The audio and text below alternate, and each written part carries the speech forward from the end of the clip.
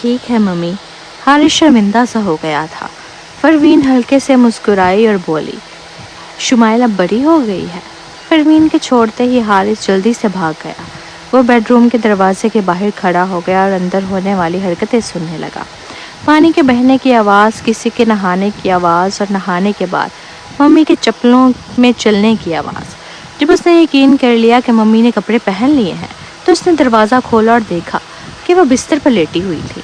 آنکھیں بند کیے ہوئے وہ کہہ رہی تھی، شمائل، ممی کی 2 دن بعد ایک بہت اہم آپریشن ہے۔ مجھے اگلے کچھ دن بہت زیادہ نیند کی ضرورت ہے، اس لیے میں پہلے سونے جا رہی ہوں، ٹھیک ہے؟ ٹھیک ہے ممی۔ اس کی بہن نے اسے پہلے بتایا تھا کہ ممی کی صحت خراب رہتی ہے اور ان کا مشغلہ سونا ہے۔ وہ عام طور پر یا تو سو رہی ہوتی ہیں یا ایسے مسائل سے نمٹ رہی ہوتی ہیں جن کی وجہ سے وہ سکون سے سو سکے، اس لیے اسے ممی کو تنگ نہیں کرنا چاہیے۔ 2 منٹ بعد جب اسے بستر سے آتی ہموار سانسوں کی آواز سنائی دی تو حارث دبے قدموں اپنی ماں کے پاس گیا۔ اس کے ننھے ننھے قدموں نے بستر پر چڑھنے کا راستہ تلاش کیا، پھر اس نے پروین کے بازوؤں میں جگہ ڈھونڈ کر وہاں گھٹنے سمیٹ لیے۔ پروین کی دھڑکن سنتے سنتے وہ گہری نیند میں چلا گیا۔ کتنا خوبصورت لمحہ تھا جب اس کے پاس بھی ایک ماں تھی۔ اسی وجہ سے وہ اپنی جیب میں رکھے موبائل پر شمائل کے بھیجے ہوئے SMS پیغامات نہ دیکھ سکا۔ Help me Haris. چلو ہم اپنی جگہ پھر سے بدل لیتے ہیں حارث، مجھے اب ڈیڈی سے محبت نہیں رہی۔ اتنے جذباتی میسیجز کہ اگر کوئی دیکھ لے تو یہی سوچے کہ نہ جانے ڈیڈی اس پہ کون سے ظلم و ستم ڈھا رہا ہے۔ شمائل نے موقع کا فائدہ اٹھاتے ہوئے جب ثالث پانی کا گلاس بھر رہا تھا اپنے بھائی کو موبائل سے ایک اور پیغام بھیجا۔ جب دیکھا کہ وہ ابھی جواب نہیں دے رہا تو اس نے مایوس ہو کر اپنے اسائنمنٹس پہ کام کرنا شروع کر دیا۔ شمائل نے قلم دانتوں سے دبا لیا اور کتاب کو گھورنے لگی۔ اس کے چہرے پر پریشانی کی لکیریں واضح تھیں۔ جو بچپن سے بیرون ملک پلی بڑھی تھی وہ ابھی بھی پڑھنے لکھنے کی ابتدائی مراحل میں تھی۔ اسے سوالوں کی زبان اور مطلب بالکل سمجھ نہیں آ رہا تھا۔ ثالث واپس آیا تو اس کے ساتھ بیٹھ کے اس کی کتابیں دیکھنے لگا۔ اسے اپنے بیٹے کو پڑھائے ہوئے آدھا سال ہو چکا تھا، اس لیے اسے اندازہ نہیں تھا کہ موجودہ نصاب کہاں تک پہنچا ہے۔ اس نے سب سے آسان سوال کی طرف اشارہ کرتے ہوئے پوچھا کہ تمہیں یہ سوال حل کرنا آتا ہے؟ شمائل کی بڑی بڑی آنکھیں بالکل خالی تھی۔ ثالث ایک لمحے کے لیے خاموش ہو گیا، پھر اس نے آدھے سال پرانے نصاب کو پلٹ کر دیکھا۔ یہ والا؟ شمائل نے زور سے سرنفی میں ہلایا۔ ثالث نے اسے غور سے دیکھا۔ وہ حارث سے یہ پوچھنا چاہتا تھا کہ جب وہ یہ سوال پہلے حل کر سکتا تھا تو اب کیوں نہیں کر پا رہا، اور کیا واقعی وہ سوال پڑھے بغیر سر ہلا رہا ہے؟ شمائل نے خاموشی سے تجویز دی، ڈیڈی کیوں نہ ہم تاریخ کے بارے میں کچھ سیکھ لیں، میں اس میں بہت ماہر ہوں۔ ٹھیک ہے۔ ثالث نے کتاب کھولی اور پوچھا، امریکہ کے پہلے صدر کون تھے؟ شمائل کی آنکھیں چمک اٹھی۔ اس نے ہاتھ بلند کیا اور کہا، مجھے یہ پتا ہے۔ ثالث نے سکون کا سانس لیا۔ اس کے بیٹے کی ریاضی خراب ہو چکی تھی، لیکن اگر تاریخ میں اچھا کر رہا تھا تو وہ بھی ٹھیک تھا۔ ثالث کو یہ سوچتے ہی اس نے شمائل کو پکارا، ٹام کروز، یہ جارج واشنگٹن ہے۔ شمائل نے پلکیں جھپکائیں، اوہ ہاں، شاید مجھے غلطی سے یاد رہ گیا۔ اگلا سوال پلیز ڈیڈی۔ 1963 میں کس امریکی سیاستدان کو قتل کیا گیا تھا؟ Leonardo D کیپریو۔ شمائل نے فوراً جواب دیا۔ ثالث نے گہری سانس لی اور خود کو پرسکون کرنے کی کوشش کی۔ اس کا بیٹا اب تھوڑا زیادہ بات کر رہا تھا، اس لیے اسے غصہ نہیں کرنا چاہیے۔ اس نے ایک اور موقع دینے کا فیصلہ کیا۔ بجلی کا بلب کس نے ایجاد کیا؟ شمائل نے پراعتماد انداز میں جواب دیا، کیانو ریویوز۔ ثالث اپنے بیٹے کے عام طور پر سنجیدہ رہنے والے چہرے کو، جو آج کچھ زیادہ زندہ دل متحرک لگ رہا تھا، دیکھتے ہوئے بے ساختہ کہا، حارث مہدی۔ شمائل نے اوپر دیکھا۔ اس کی نظریں ایسی تھیں جیسے وہ تعریف کے لیے ترس رہی ہو۔ کہ میں نے زبردست جواب دیا ڈیڈی، میرے پاس اور بھی بہت معلومات ہے۔ ثالث حیران رہ گیا، لیکن جب اس نے اپنے بیٹے کے معصوم چہرے کو دیکھا تو فوراً اپنے غصے کو قابو میں کر لیا۔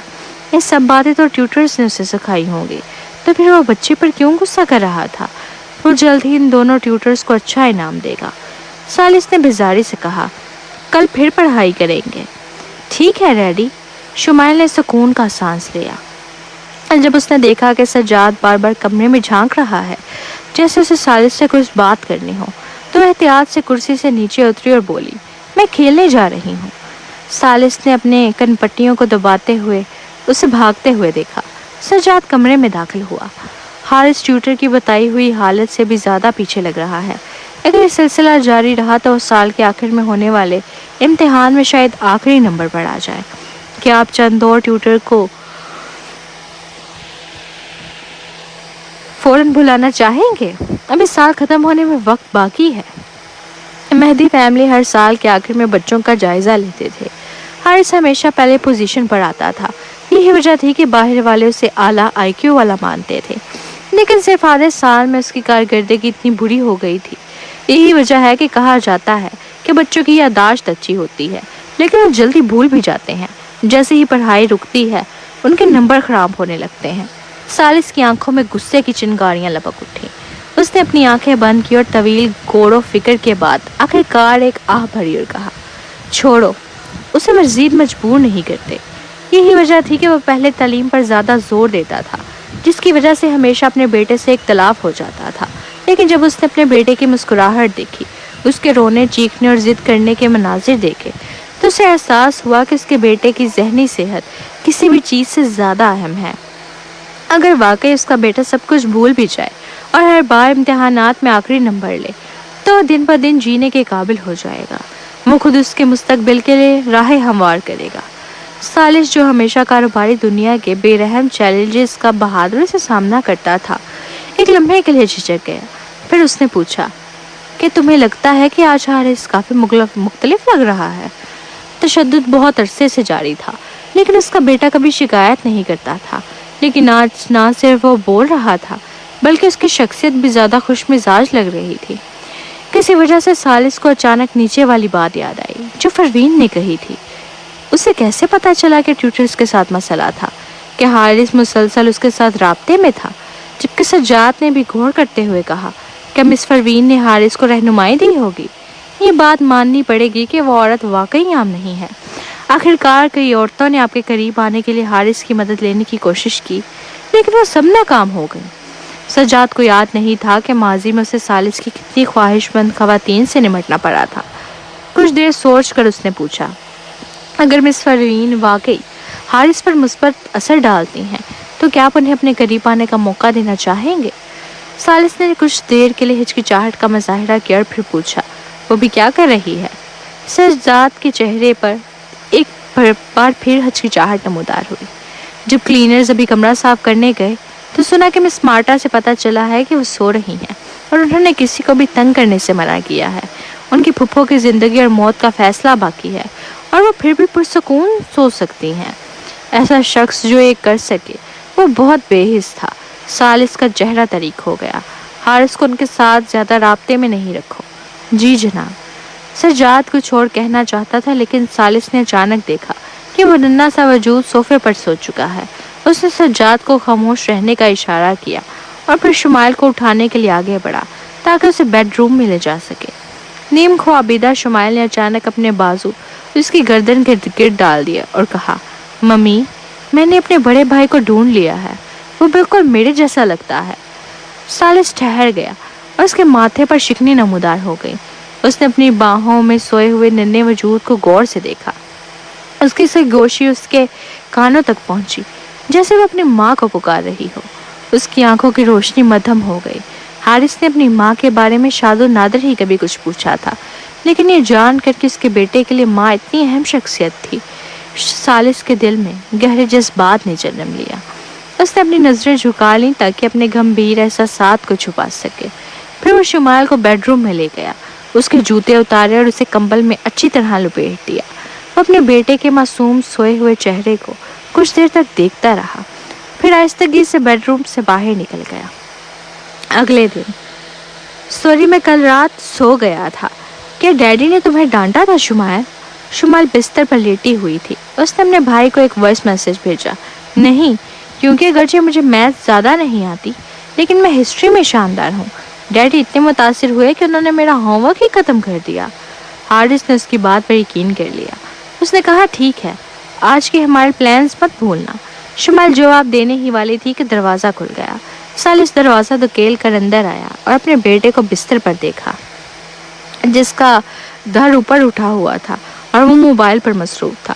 سالس کو دیکھتے ہی اس کے بیٹے نے ہلکی سی گھبراہٹ میں موبائل کی اسکرین بند کر دی، پھر شرمندہ سا ہو کر اپنی بڑی معصوم آنکھیں چپکائی اور خوش آمدانہ انداز میں کہا، ڈیڈی آج آپ پہلے سے بھی زیادہ ہینڈسم لگ رہے ہیں۔ سالس اپنے ننھے بیٹے کی تعریف سن کر اپنے مسکراہٹ روک نہ سکا۔ تم بھی بہت ہینڈسم لگ رہے ہو۔ نہیں، یہ نہیں چلے گا، شمائل نے سنجیدگی سے کہا، ہینڈسم لڑکوں کے لیے استعمال ہوتا ہے، میں جب بڑی ہوں گی تو پیاری بنوں گی۔ سالس حیران رہ گیا۔ شمائل نے کمفرٹر ایک طرف کیا اور بڑی چاپبستی سے بستر سے نیچے اتر آئی۔ پھر اس نے اپنے ننھے ہاتھ سے سالس کا بڑا ہاتھ تھاما اور کہا، ناشتہ کریں گے ڈیڈی؟ شمائل، میرا مطلب ہے شمائل، حارث کو بہت بھوک لگی ہے۔ سالس نے ایک بار اسے الجھی نظروں سے دیکھا۔ دادا نے اس کا نام حارث رکھا تھا، اس امید کے ساتھ کہ وہ ایک چٹان کی طرح مضبوط اور حقیقت پسند ہوگا، لیکن یہ نام شمائل حارث کیسے بن گیا؟ یہ تھوڑا عجیب اور نازک سا لگتا ہے۔ سالس شمائل کو ڈائننگ روم میں لے گیا۔ صدارتی سویٹ 5000 مربع فٹ سے زیادہ بڑا تھا۔ اس میں 4 بیڈ روم، 2 مطالعے کے کمرے، ایک لاؤنج، ایک جم، ایک باورچی خانہ اور کھانے کا کمرہ شامل تھا۔ کھانے کے دوران سالس ہدایات دی، فیملی ڈاکٹر کو یہاں کال کر کے بلاؤ۔ شمائل آہستہ کھاتی تھی، اس لیے سالس نے کھانے کے بعد میٹ کو اسے دیکھنے کی ہدایت دی۔ پھر وہ فیملی ڈاکٹر کے ساتھ، جو فوراً پہنچ گیا تھا، اسٹڈی روم میں چلا گیا۔ ڈاکٹر نے اپنے مالک کے چہرے کے تاثرات بار بار بدلتے دیکھے۔ آخرکار سالس نے جھجکتے ہوئے پوچھا، کیا یہ ممکن ہے کہ ایک 5 سال کے بچے کی جنسی رجحان کے بارے میں کچھ اندازہ لگایا جا سکے؟ پچھلے دن کی تاریخ کوئز کے دوران سالس کے بیٹے نے جو نام لیے تھے وہ سب خوبصورت اور دلکش مرد تھے۔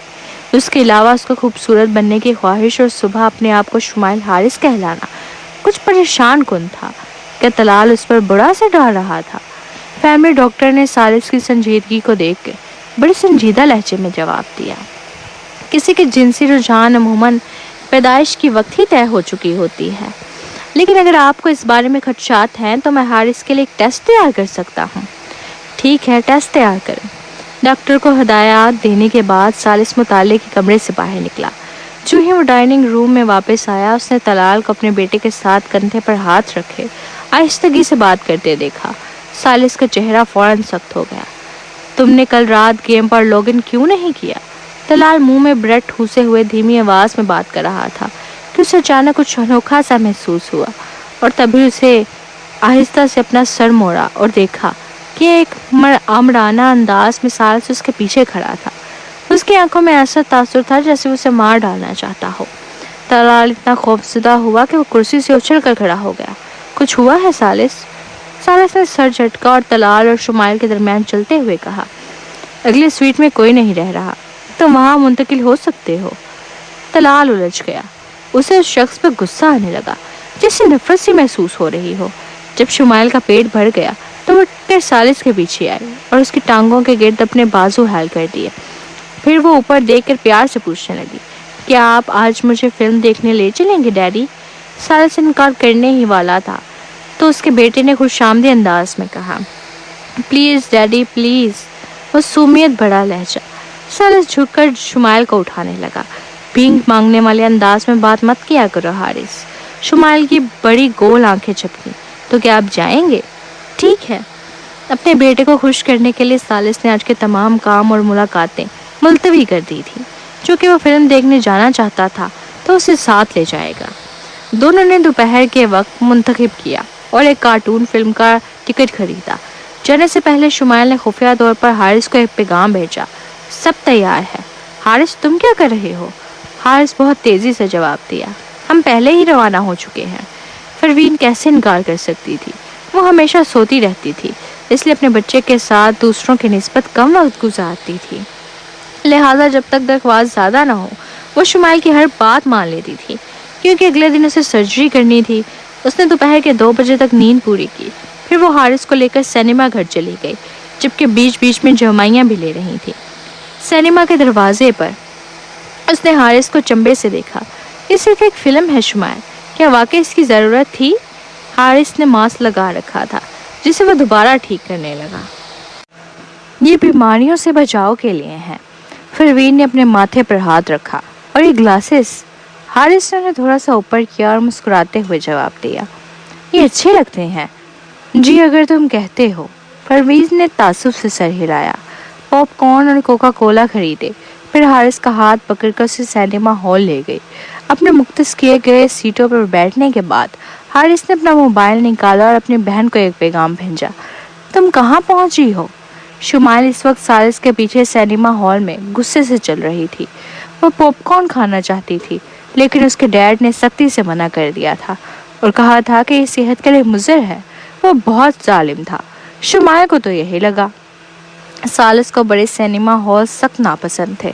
نہ صرف یہ کہ وہاں بہت زیادہ لوگ ہوتے تھے بلکہ ماحول بھی گندی ہوتی تھی، لیکن چونکہ اس کے بیٹے نے یہ تجربہ کرنا تھا اس لیے یہ مناسب نہیں تھا کہ وہ پورے سینما کو بک کروا لیتا۔ وہ چہرے پر ناراضگی لیے سینما میں داخل ہوا اور شمائل کو اپنی باہوں میں اٹھائے ہوئے تھا۔ جب وہ ان سیٹوں تک پہنچا جو اس کے بیٹے نے آن لائن ٹکٹ کے ذریعے خریدی تھی تو اس نے فوراً پروین کو وہاں بیٹھے دیکھا۔ سینما ہال میں بہت اندھیرا تھا لیکن وہ اتنی گوری تھی کہ آنکھوں کو چکا چوند کر دیتی تھی۔ اس کی آنکھیں نیم بند تھی اور وہ اونگ رہی تھی۔ اس نے اپنے بازو آرام سے باندھ رکھے تھے اور وہ اس وقت سو رہی تھی۔ ثالث کے چہرے پر مایوسی چھا گئی۔ وہ سوچ رہا تھا کہ آخر اس کا بیٹا اچانک فلم دیکھنے کے لیے کیوں بضد ہوا اور خود ہی ٹکٹ بھی خرید لیے۔ تو آخر یہ سب اس عورت کی چال تھی۔ وہ پلٹ کر جانے کا سوچ رہا تھا لیکن جب اس نے اپنے بیٹے کی ذہنی حالت کے بارے میں سوچا تو اس نے اپنے آف موڈ کو سائڈ پہ رکھا اور شمائل کو اپنے اور اس کے درمیان بٹھا دیا۔ وہ اسے دوبارہ قریب آنے کا موقع کبھی نہیں دے گا۔ دونوں چھوٹے بچے جنہوں نے ماسک پہنے ہوئے تھے ایک دوسرے کی طرف دیکھ کر اشارہ کرنے لگے۔ اگر ڈیڈی اور ممی ایک دوسرے کے ساتھ نہ بیٹھیں تو ایک دوسرے سے محبت کیسے کریں گے؟ اسی وقت فلم شروع ہوئی۔ فروزن کا تھیم سانگ چلنے لگا۔ ایک ہی نظر میں فلم شمائل کی توجہ اپنی جانب کھینچ گئی اور وہ حیرت سے اسے دیکھنے لگی۔ آدھے گھنٹے بعد شمائل نے اچانک پاپ کارن کی خوشبو محسوس کی۔ وہ کارٹون میں مگن تھی اور لشعوری طور پر پروین کو کوہنی ماری اور کہا، پاپ کارن ممی۔ پروین جو اونگ رہی تھی نیم غنودگی میں ٹھیک ہے کہہ کر جاگی۔ پھر اس نے پاپ کارن کا ایک ٹکڑا اٹھایا اور شمائل کا ماسک اتارا اور اس کے منہ میں ڈال دیا۔ حارث حیرت زدہ رہ گیا، جبکہ ثالث جو فلم میں کوئی دلچسپی نہیں رکھتا تھا نے جیسے ہی دیکھا اس نے کیا کیا، اس کے چہرے کے تاثرات فوراً سخت ہو گئے۔ وہ اپنی بیٹی کو کھلانے کی بجائے اس کے بیٹے کو کھلا رہی تھی۔ اگر یہ سب اس کی توجہ حاصل کرنے اور اسے اپنی طرف مائل کرنے کی کوشش نہیں تھی تو پھر وہ اسے اس کے عمل اور اس کس طرح سمجھ سکتا تھا؟ یہ کیا بدتمیزی ہے؟ جیسے ہی پروین کو اپنے قریب سے سرد بربراہٹ سی محسوس ہوئی تو اس نے آہستہ آہستہ اپنی آنکھیں کھولیں اور اس کی طرف دیکھا۔ ثالث کی گہری اور سنجیدہ آنکھوں جن میں تھوڑی سی سرد مہری بھی تھی کا سامنا کرتے ہوئے وہ ایک لمحے کے لیے حیران رہ گئی۔ کیا وہ خواب دیکھ رہی تھی؟ ورنہ وہ فلم تھیٹر میں ثالث کو کیوں دیکھ رہی تھی؟ اس کی نیند فوراً غائب ہو گئی۔ اس نے سستی سے اپنی نظریں پھیری اور سوچنے لگی کہ یہ محض اتفاق ہے یا ثالث اس لیے آیا ہے کہ وہ مجھ پر شک کرتا ہے کہ میں عیش ہوں اور مجھے پڑکنے آیا ہے۔ معاملہ الجھتا جا رہا تھا۔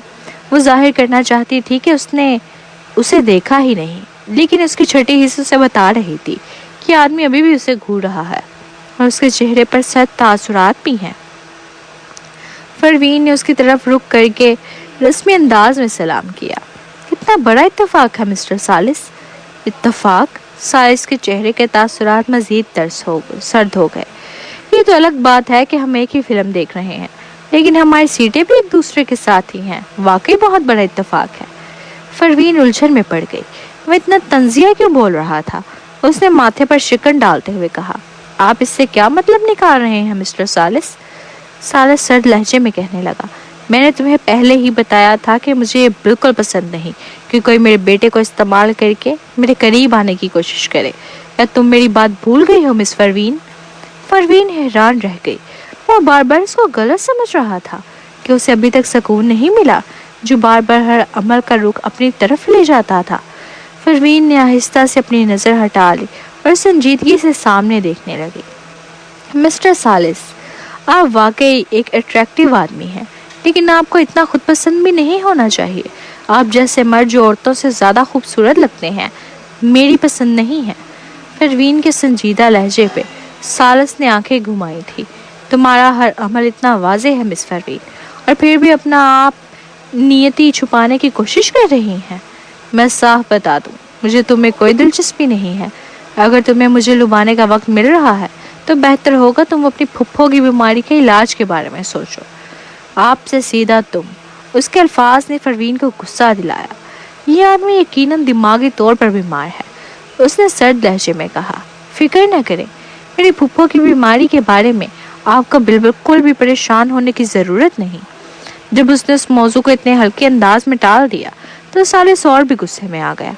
وہ جواب دینے ہی والا تھا کہ ان کے سامنے والے کردار میں اپنے بچوں کے ساتھ بیٹھا ایک فلم دیکھنے والا شخص اچانک مڑا اور جھنجھلا کر بولا، ارے ہم فلم دیکھ رہے ہیں، کیا آپ دونوں یہاں اپنی باتوں سے پریشان کرنا بند کر سکتے ہیں؟ سالس حیران رہ گیا، پروین بھی حیران رہ گئی۔ سینما ہال اندھیرے میں ڈوبا ہوا تھا۔ سالس کو معلوم نہیں کیوں، لیکن جب کسی اور نے اسے اور پروین کو شادی شدہ جوڑے کے طور پر غلط سمجھا تو اسے فوراً ناگواری محسوس نہیں ہوئی۔ اس کی بجائے اس کے اندر ایک ہلکی سی حیرت اور بے یقینی کا احساس پیدا ہوا جو آسانی سے سمجھا نہ جا سکتا تھا۔ بے حد انوکھا سا احساس جو اسے برا نہیں لگ رہا تھا، لیکن اس احساس کو نام دینے سے قاصر تھا۔ وہ فلم دیکھنے والا شخص مزید سنجیدگی سے بولا، آپ دونوں میاں بیوی اپنے بچوں کے سامنے تھوڑا بہتر رویہ اختیار نہیں کر سکتے؟ آپ انہیں ڈرا رہے ہیں۔ پروین نے سمت دیکھا جہاں وہ شخص اشارہ کر رہا تھا۔ اس نے نیچے نظر ڈالی تو وہاں شمائل بیٹھی ہوئی تھی جس نے ماسک پہنا ہوا تھا اور صرف اس کی آنکھیں نظر آ رہی تھی۔ سالس نے جھک کر اسے اٹھا لیا۔ وہ ناپسندیدگی سے بولا، یہ آخری بار ہے کہ میں تمہیں وارننگ دے رہا ہوں مس پروین، اگلی بار اگر تمہیں میرے بیٹے کے قریب دیکھا تو میں کچھ برداشت نہیں کروں گا۔ یہ کہہ کر وہ فوراً وہاں سے چلا گیا۔ پروین حیران رہ گئی۔ اس نے دوسری طرف دیکھا اور خود حیرت زدہ رہ گئی جب اس نے وہاں حارث کو بیٹھا دیکھا۔ ایسا لگ رہا تھا کہ وہ ابھی جب وہ شمائل کو کھلا رہی تھی تو غلطی سے اس کا ہاتھ دوسری طرف چلا گیا تھا۔ کہ ایسا ہی ہوا تھا؟ جب وہ سوچ میں پڑی ہوئی تھی، حارث نے خاموشی سے اس کا ہاتھ پکڑا اور کہا، چلے ممی۔ اس نے اشارہ دیا کہ پہلا ڈیٹ ناکام ہو چکا ہے۔ جب وہ ہوٹل واپس پہنچے تو شام کے 4 بج چکے تھے۔ پروین پھر سے سو گئی۔ اگلے دن کا آپریشن 7 یا 8 گھنٹے تک چلنے والا تھا۔ اگر وہ اچھی نیند نہ لیتی تو اس کے پاس اس کو مکمل کرنے کی طاقت اور توانائی نہ رہتی۔ حارث جو اس کے پاس تھا بے چینی سے شمائل کو میسج بھیجنے لگا، شمائل وہاں سب کیسا چل رہا ہے؟ تری اسنا اوپر والی منزل پر شمائل سالس کے مقابل کھڑی تھی جو بے حد غصے میں تھا لیکن خود پر کنٹرول کیے ہوئے تھا۔ آئندہ تمہیں اس عورت سے رابطہ کرنے کی اجازت نہیں ہے۔ شمائل کی بڑی بڑی آنکھوں میں شکوہ تھا۔ اس نے پوچھا، کیوں؟ چونکہ بچوں کے سامنے کسی کے بارے میں برا بولنا ٹھیک نہیں تھا۔ سالس نے فوراً جواب نہیں دیا، لیکن سنجاد جو اس کے قریب تھا بولا، اس لیے کیونکہ وہ عورت ایسی ہے جو اپنی پھپھو کی بیماری کے باوجود کچھ نہیں کرتی اور سینما جا کر فلمیں دیکھتی ہے۔ بہت ظالم خاتون ہے وہ۔ شمائل گھبرا گئی اور غصے میں جواب دیا، ممی ظالم نہیں ہے، وہ سب سے زیادہ رشتوں کو اہمیت دیتی ہیں، وہ دادی پھپھو کو ضرور بچائیں گی۔ سالس کے تاثرات سرد ہو گئے۔ یہ تو الگ بات تھی کہ وہ اس کے بیٹے کو ممی کہنے پر مجبور کر رہی تھی، لیکن اب وہ اس کی پھپھو کو دادی پھپھو بھی کہنے لگا تھا۔ آپ ایک برے ڈیڈی ہو، آپ ان کے بارے میں ایسا نہیں کہہ سکتے، میں آپ سے بات نہیں کر رہی۔ شمائل نے ناراضگی سے منہ پھلا لیا۔ کیسے اس کے ہینڈسم ڈیڈی اس کی ممی کو برا کہہ سکتے ہیں؟ اس کا تو دل ہی ٹوٹ گیا تھا اپنے ہینڈسم ڈیڈی کی طرف سے۔ اس کی آنکھوں میں آنسو تھے اور وہ سیدھی بیڈ روم کی طرف بھاگ گئی۔ سالس نے غصے میں اپنی مٹھیاں بھیج لیں۔ وہ آج اپنے بیٹے کے ساتھ اچھے تعلقات قائم کر رہا تھا، لیکن اب اس عورت کی وجہ سے اس نے اپنے بیٹے کو رلا دیا۔ اسی وقت سجاد جوش میں بولا، مسٹر سالس، ہمیں خبر ملی ہے کہ ایش آج شہر کے ہاسپٹل میں ایک آپریشن کے لیے آ رہی ہے۔ آپریشن کے دوران مشاہدے کی اجازت دی گئی ہے۔ میں نے ایک جگہ محفوظ کر لی ہے اور کسی کو وہاں بھیجنے کا ارادہ رکھتا ہوں۔ اس بار ہم ایش کو ضرور پکڑ لیں گے۔ سالس نے کچھ دیر سوچا، پھر بیڈ روم کی طرف دیکھا۔ میں خود جاؤں گا۔ اگلے دن وہ طے کیے ہوئے وقت کے مطابق ہاسپٹل میں داخل ہوئی تھی، لیکن وہ فوراً آپریٹنگ روم نہیں گئی۔ وہ پہلے اپنی پھپھو سے ملنے وارڈ میں گئی تاکہ انہیں تسلی دے سکے۔ جیسے ہی وہ اندر گئی، پریشان سی سومیا اس کے پاس آئی اور بولی، پروین، کیا یہ سچ ہے کہ تم نے کل مجھے جو میسج بھیجا تھا کہ امی کا آپریشن آج ہوگا؟ پروین نے سر ہلایا۔ ہاں، ان کے قریب عریشہ طنزیہ لہجے میں بولی۔ پروین، تم کتنی جاہل ہو! کیا تمہیں معلوم ہے کہ شائستہ پھپھو کا ٹیومر ایک بہت خطرناک جگہ پر ہے؟ عام سرجنز کے لیے اس پر آپریشن کرنا ناممکن ہے۔ پروین نے دیکھا اور کہا، مجھے یہ معلوم ہے۔ اگر تمہیں معلوم ہے تو پھر تم نے کسی کو آپریشن کے لیے بلانے کا کیوں سوچا؟ یہ واضح ہے کہ تم ان کی زندگی کو ہلکا لے رہی ہو۔ عریشہ نے سکندر اور سومیا کی طرف دیکھ کر کہا، میں نے بہت پہلے ڈاکٹر جہانگیر کو شائستہ پھپھو کا سٹی سکین دکھایا تھا، اور وہ بھی اس آپریشن کو انجام دینے میں ہچکچا رہے ہیں۔ کیا تم واقعی سمجھتی ہو کہ وہ ڈاکٹر جہانگیر سے بہتر کوئی ڈاکٹر لا سکتی ہے؟ سکندر نے یہ سنا تو ہچکچاتے ہوئے پوچھا، پروین، سچ بتاؤ، آپریشن کی کامیابی کا تناسب کتنا ہے؟ پروین کے جواب دینے سے پہلے ہی عریشہ طنزی انداز میں بولی، میں تمہیں سچ بتاتی ہوں، ایسے آپریشن میں پورے ملک میں صرف 2 ڈاکٹر ہی 50% کامیابی کا تناسب حاصل کر سکتے ہیں۔ ان کے علاوہ سب کا تناسب صرف 10% ہے۔ اگر آپریشن نہ کیا جائے تو شائستہ پھپھو 2 ماہ تک زندہ رہ سکتی ہیں، لیکن اگر آپریشن ہوا تو 90% امکان ہے کہ وہ آج آپریٹنگ روم سے زندہ باہر نہیں آئیں گی۔ اس کے الفاظ نے سومیا کو اتنا خوفزدہ کر دیا کہ اس کے چہرے کا رنگ اڑ گیا۔ کیا کوئی بہتر ڈاکٹر نہیں ہے؟ ہاں ہے، عریشہ نے کہا، ڈاکٹر ایش، دنیا کے سب سے بہترین سرجن۔ ان کے لیے کوئی بھی سرجری ناممکن نہیں، وہ 100% کامیابی حاصل کر سکتی ہے۔ بدقسمتی سے ڈاکٹر ایش اس وقت ملک سے باہر ہیں، اور بہت سے امیر اور بااثر لوگ بھی انہیں تلاش نہیں کر سکتے، تو عام لوگ کیسے انہیں اس کام پر راضی کریں گے؟ وارڈ میں مکمل خاموشی چھا گئی۔ جب عریشہ اپنی کامیابی پر خوش ہو رہی تھی اور سکندر اور سومیا نے تمام امیدیں کھو دی تھی، تو تینوں نے اچانک پروین کی دھیمی آواز سنی، اگر ایسا ہے تو کیا تم جانتی ہو کہ میں نے کس ڈاکٹر کو بلایا ہے؟